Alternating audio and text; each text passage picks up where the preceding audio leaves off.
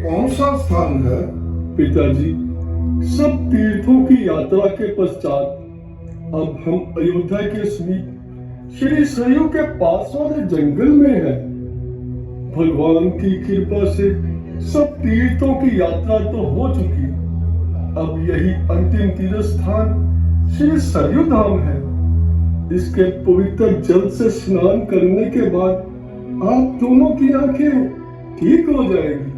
बेटा, अब आराम कर लो, काफी रात बीत चुकी है, प्रातः उठकर स्नान भी करना है। माता जी, मुझे अभी नींद नहीं आई, मैं तो आप दोनों को सुलाकर ही सोऊंगा। श्रवण, तुम्हें हमारे कारण बहुत दुख उठाने पड़े। पिताजी, ये आप क्या कह रहे हैं?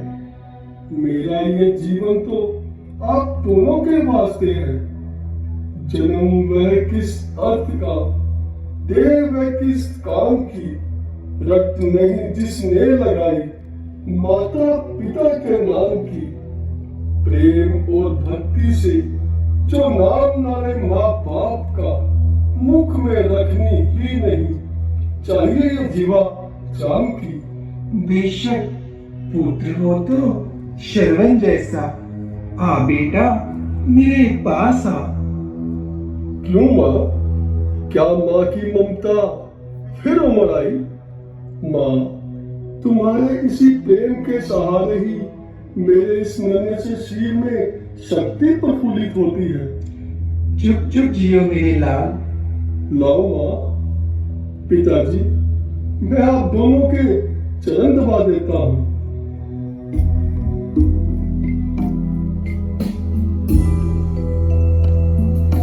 जब तक है आकाश पे चांद और सितारे, भगवान सलामत रहे माँ बाप हमारे। जब तक है आकाश पे चांद और सितारे, भगवान सलामत रहे माँ बाप हमारे।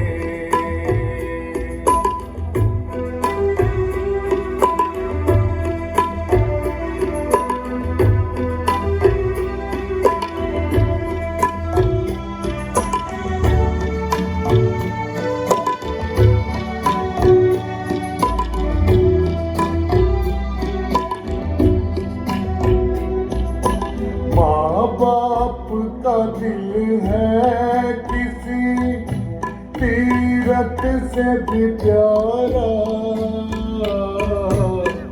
माँ बाप का दिल है किसी तीरथ से भी प्यारा।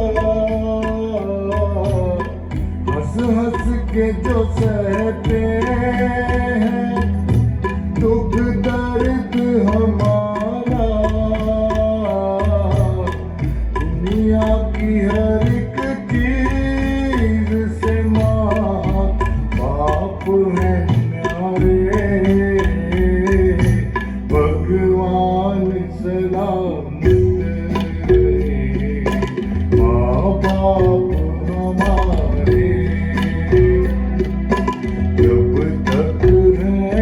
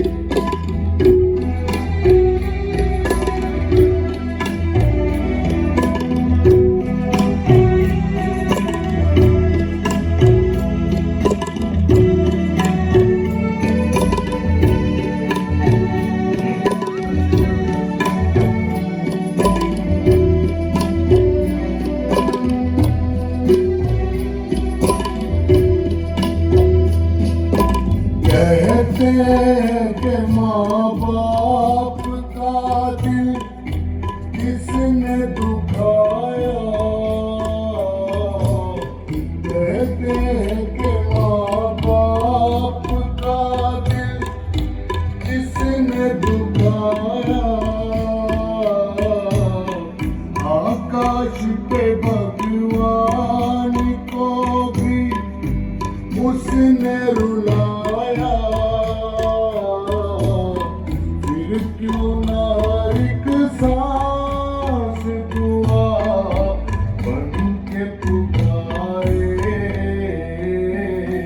भगवान सलामत रहे माँ बाप हमारे,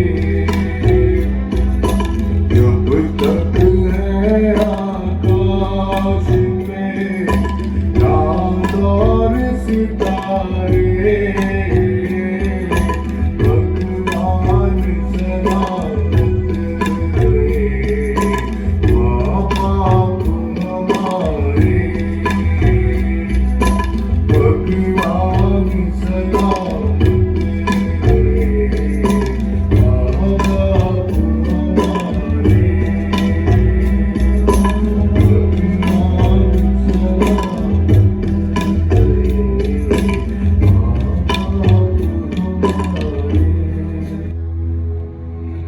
बेटा शर्वण। जी पिताजी।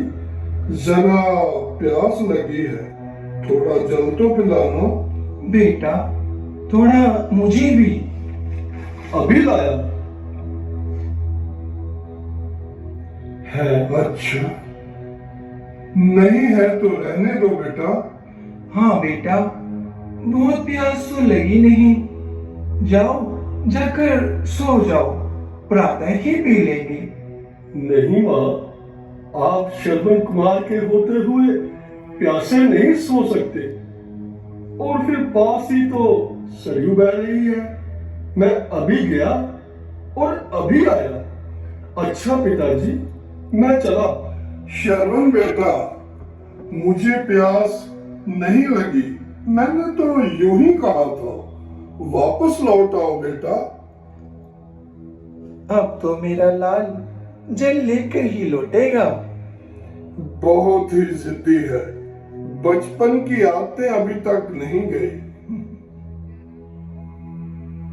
महाराज, यही है वो जंगल जिसने हमारी प्रजा को तंग करने वाले खूंखार जानवरों को शरण दे रखी है। और वो देखिए, वो है सरयू का किनारा, जहां वे अक्सर पानी पीने आया करते हैं। आप उसे अपने निशाने पर रखिएगा। जैसे ही कोई जंगली जानवर वहां पानी पीने आएगा, आप उसे अपने शब्द भेदी बाण से संहार कर दीजिएगा। महामंत्री, आज हम स्वयं ही उन जंगली जानवरों का नाश करेंगे जिन्होंने हमारी प्रजा को तंग कर रखा है। तुम सरयू के इस ओर होकर रहना, हम उस ओर जाते हैं ताकि कहीं से भी कोई जानवर बचकर निकल ना सके। जो आज्ञा महाराज। कितनी घनघोर घटा छा रही है। चारों तरफ अंधेरा ही अंधेरा है। हाथ को हाथ सुझाई नहीं देता। यदि इस समय वर्षा होने लगी तो मैं क्या करूंगा? अपने नेत्रहीन माता पिता को कहां बिठाऊंगा? हे प्रभु, मेरे दीन दशा पर दया करो और बिजली की रोशनी में मुझे सरयू घाट दिखा दो। धन्य हो प्रभु, आप धन्य हो। आपने मेरा संकट हर लिया और बिजली की रोशनी में मुझे सरयू घाट दिखा दिया। हे सरयू, सुना है तुम्हारा अमृत रूपी जल ग्रहण करने से जन्म जन्मांतरों के कष्टों का निवारण हो जाता है। आज अपने जल में इतनी शक्ति भर दे जिसे ग्रहण करने से मेरे माता पिता के आंखों की ज्योति वापस लौट सके।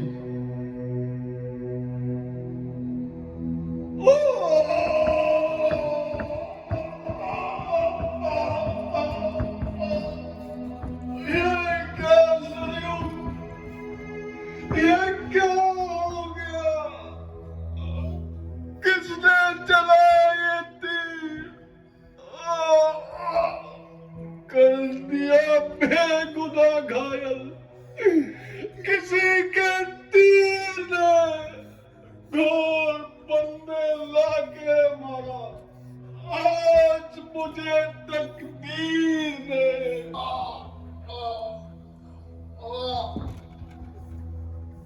ये क्या? ये कैसी आवाज? हमें ऐसा लगता है जैसे किसी मनुष्य की आवाज हो। चलकर देखते हैं।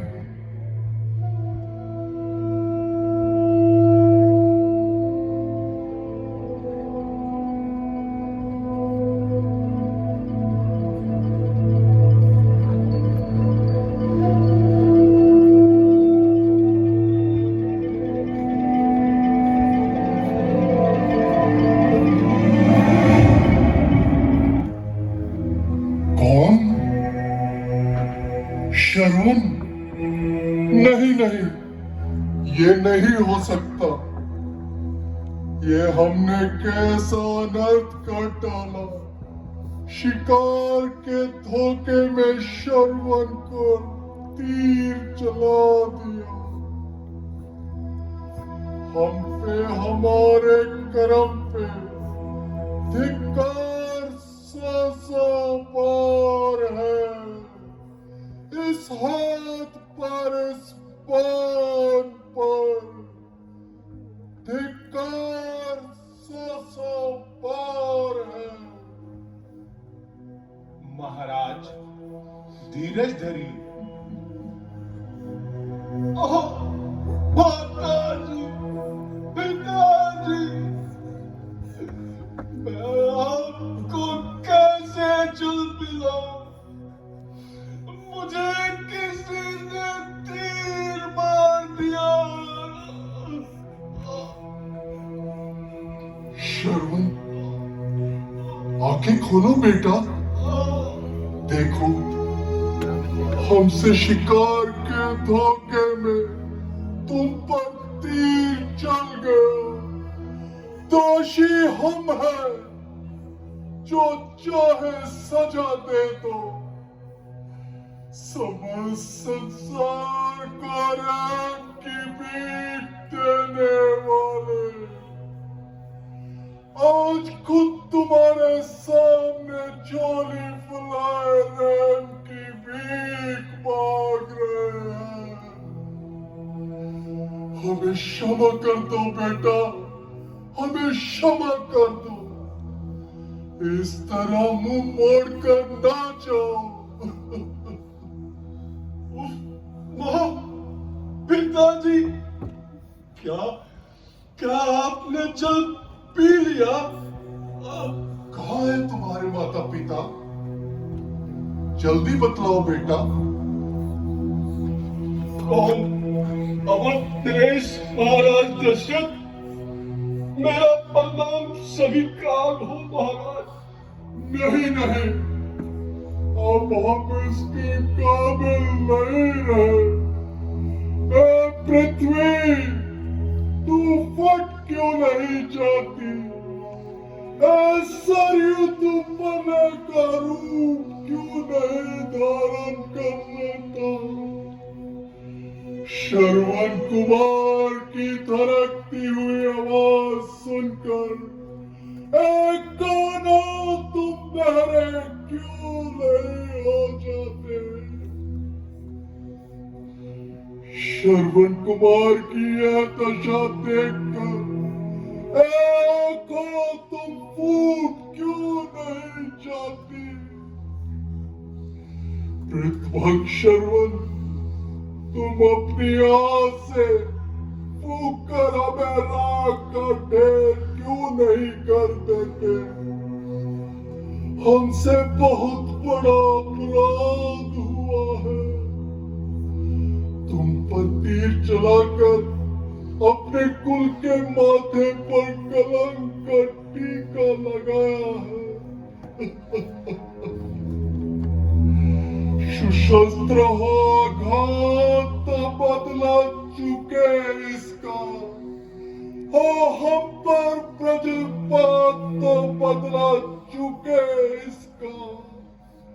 जो बाण प्राण नष्ट श्रवण के कर गया, पहले ही उससे क्यों ना ये अवध नरेश मर गया। ओह, तो महाराज, आपने मुझ पर धोखे से तीर चलाया। इसमें आपका भी कोई दोष नहीं। इस संसार में जो जन्म लेगा वो मरेगा भी अवश्य। कोई कुछ काल पहले तो कोई कुछ काल बाद।